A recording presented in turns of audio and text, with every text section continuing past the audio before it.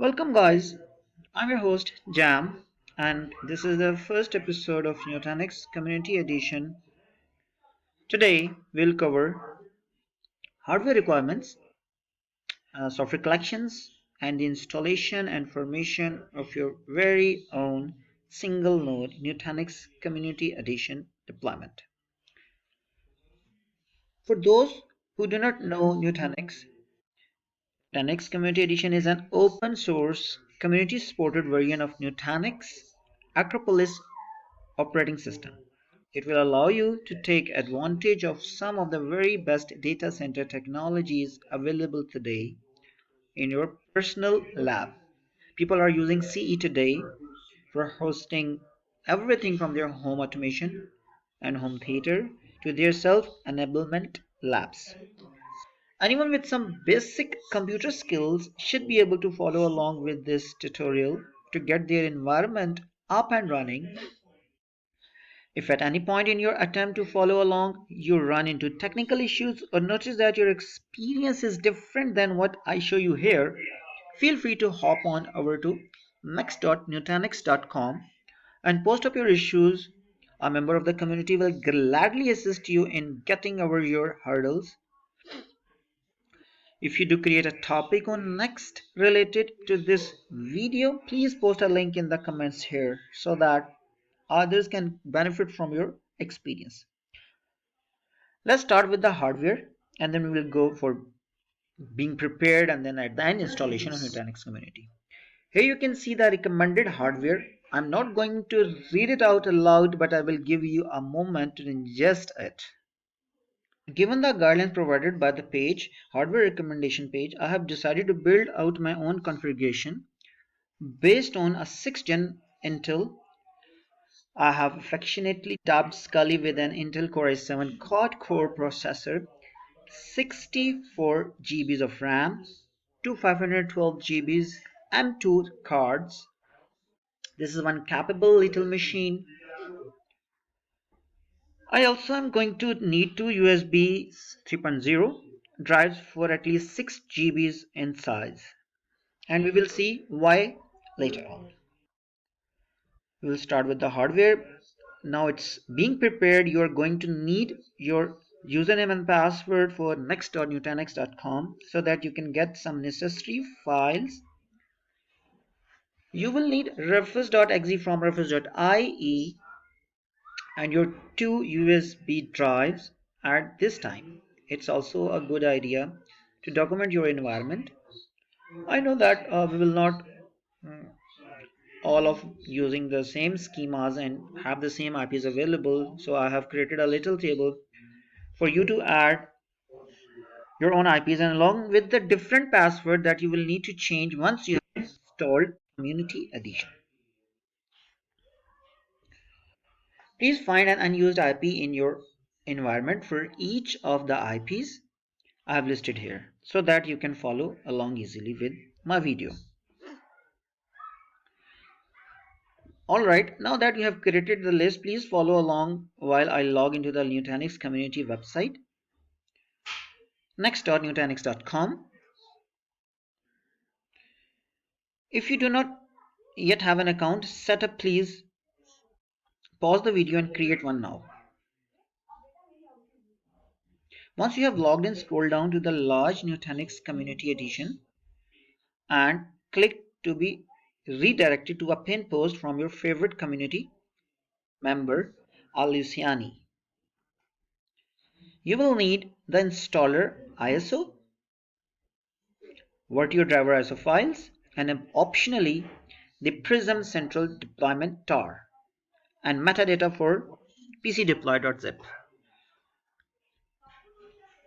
Once you have started the download for these files, you can navigate on over to rufus.ie and download Rufus executable to be successful in your CE deployment. Rufus is the only bootable media creation tool that I can recommend for you guys. Once Rufus downloads, go ahead and launch the executable to make sure that you select the smaller of your two thumb drives for this. If they are different sizes, You can select the CE 2020-916 ISO we downloaded in the previous step as your boot media boot selection, and notice that the volume label is automatically set to Phoenix. Do not edit that volume label, as having any other volume label will cause the installation to fail. Go ahead and click Start.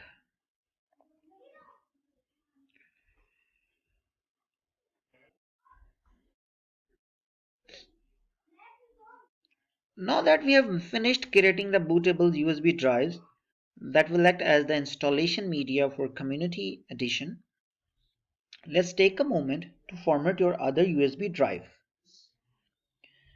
Using exFAT, and this second USB drive will be the AHV boot disk running the hypervisor for your CE node.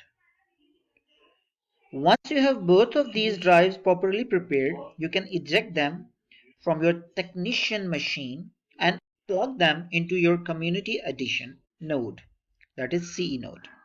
You are now ready to begin for the installation of Nutanix Community Edition.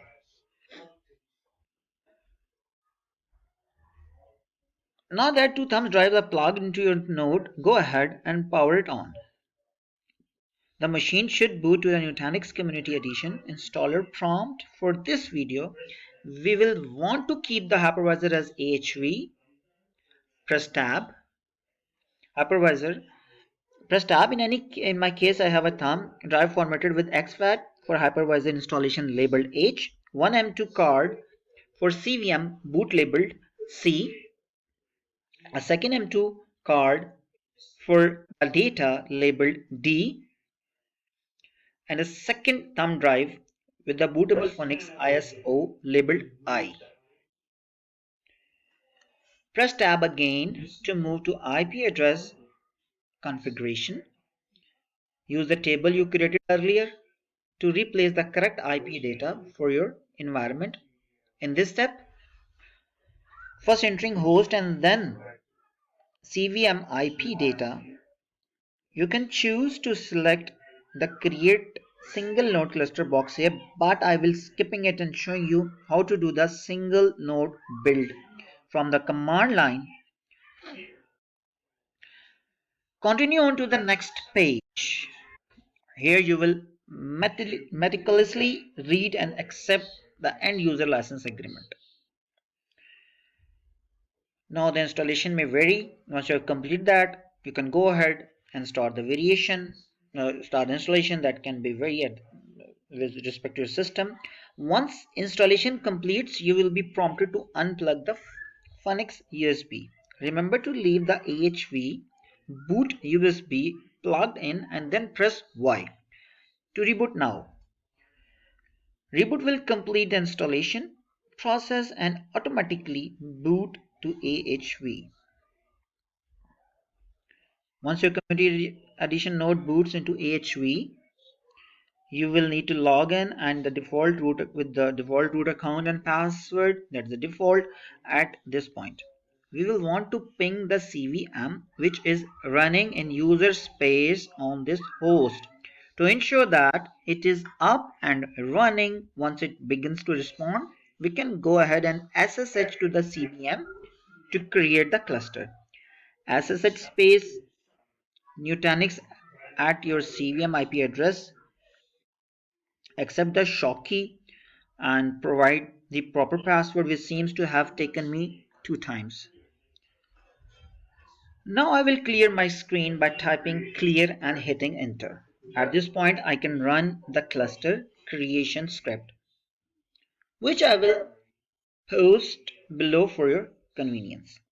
Just remember to use your CVM's IP address. Hit enter and watch as all of the services start up on the selected CVM. Once you are returned to the prompt and see the message that says success.